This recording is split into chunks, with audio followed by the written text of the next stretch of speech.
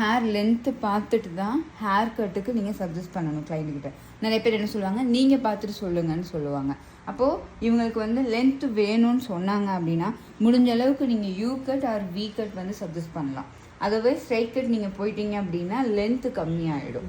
ஓகேவா?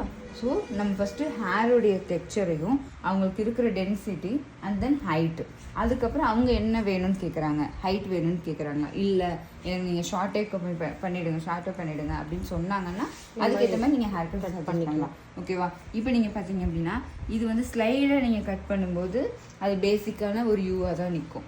இதே இது நீங்கள் டியூப் யூ கொடுக்குறீங்க அப்படின்னா இங்கே இருக்கிறதுக்கு இங்கே ஸ்ட்ரைட்டாக இப்படி வந்துட்டு ஓகேவா, ஸ்லைடாக கட் பண்ணிங்கன்னா மைல்டான ஒரு யூ தான் தெரியும். இதே நீங்கள் இங்கேருந்து கரெக்டாக இந்த ஹேர் லைன் நீங்கள் பார்த்து செக் பண்ணி நீங்கள் பண்ணீங்க அப்படின்னா டீப் யூ உங்களுக்கு கிடைக்கும். இப்போது நீங்கள் பண்ணும்போது கிளைண்ட்டுக்கு வந்து லென்த்தும் உங்களுக்கு குறையாது, at the same time perfect hair கட்டும் உங்களுக்கு கிடைக்கும். ஓகேவா?